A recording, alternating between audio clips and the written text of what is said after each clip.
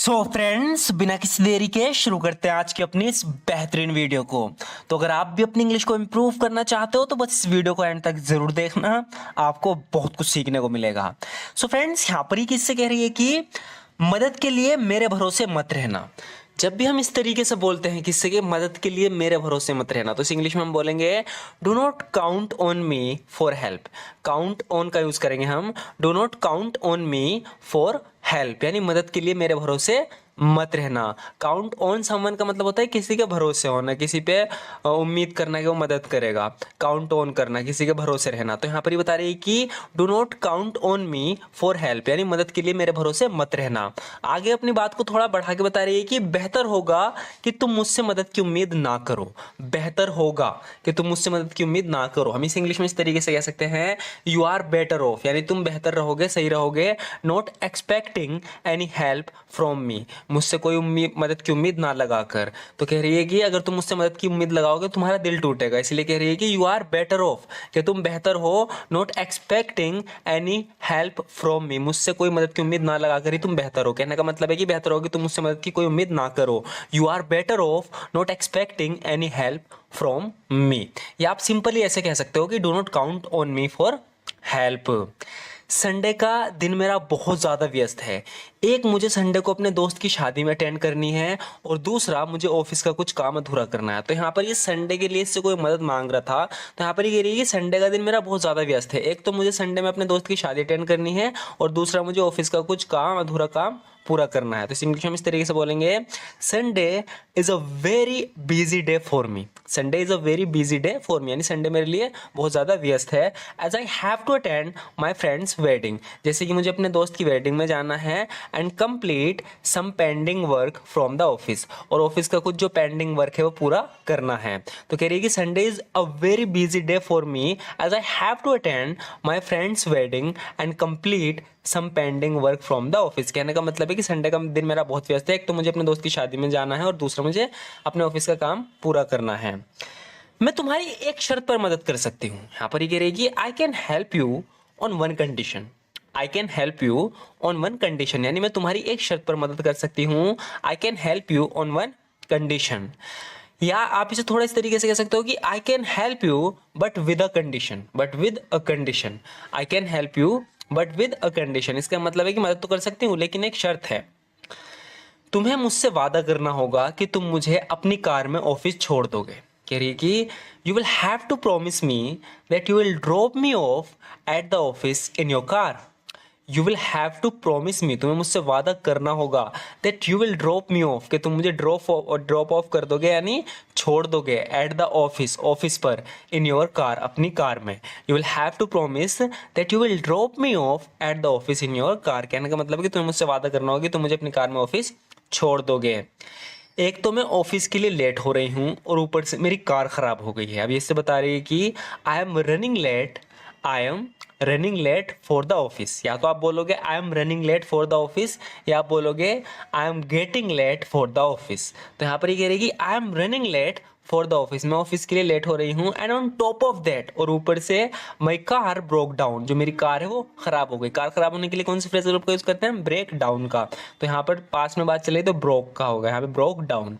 I am running late for the office and on top of that my car broke down. एक तो मैं office के लिए late हो रही हूँ, और ऊपर से मेरी कार खराब हो गई। अब आगे बता रही है कि मेरी कार कल काम से आते वक्त रास्ते में खराब हो गई थी, और उसके ठीक होने में 3 से 4 दिन लगेंगे। तो सबसे पहले हम इसे इंग्लिश में कैसे बनाएं? यहाँ पर ये कह रही है कि थोड़ा बड़ा सेंटेंस है, इसलिए ध्यान से देखना। My car had a breakdown, my car had a breakdown. देखो, इस सेंटेंस में हमने कोई वर्ब यूज नहीं करी, बिल्कुल सिंपल सेंटेंस बनाया है।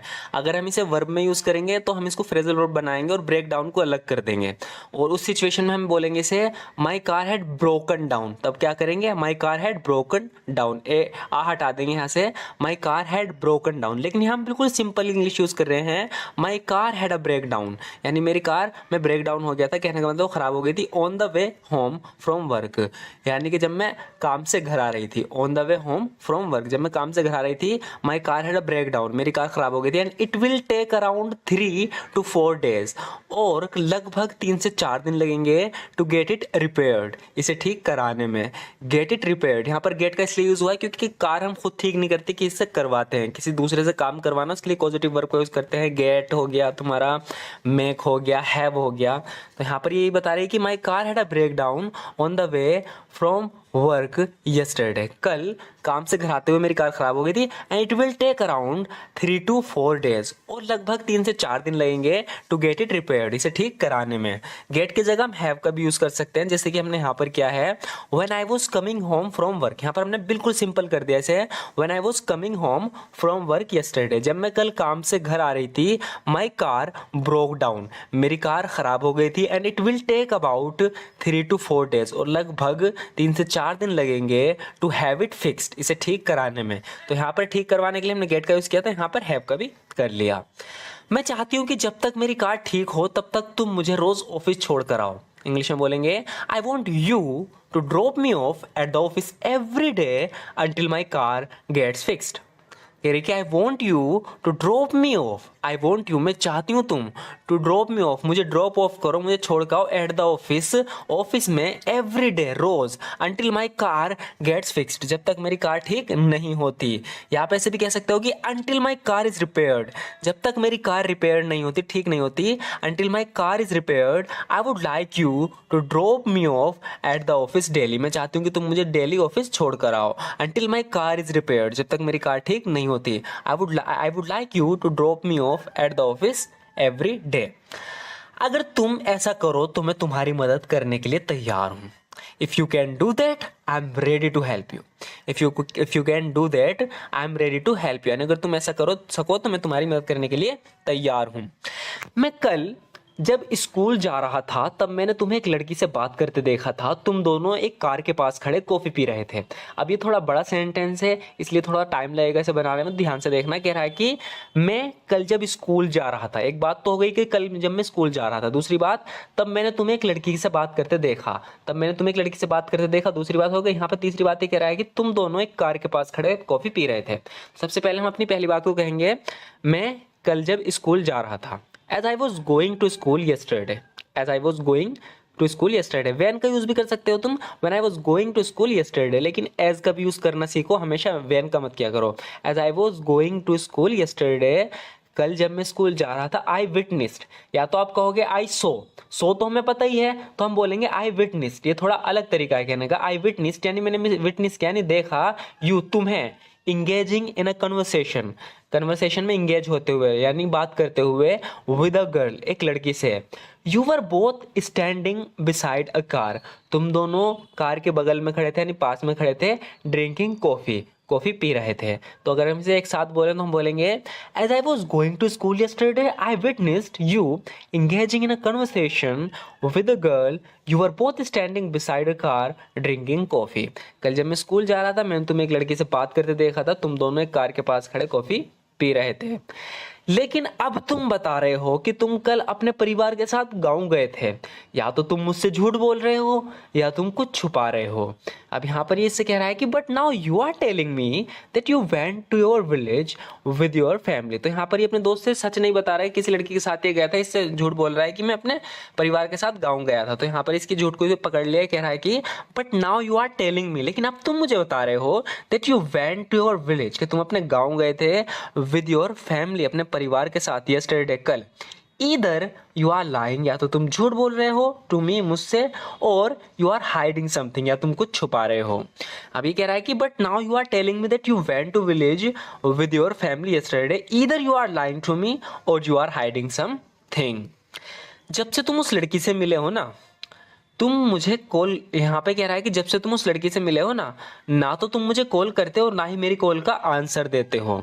मुझे लगा था कि तुम मेरे अच्छे दोस्त हो, लेकिन शायद मैं गलत था।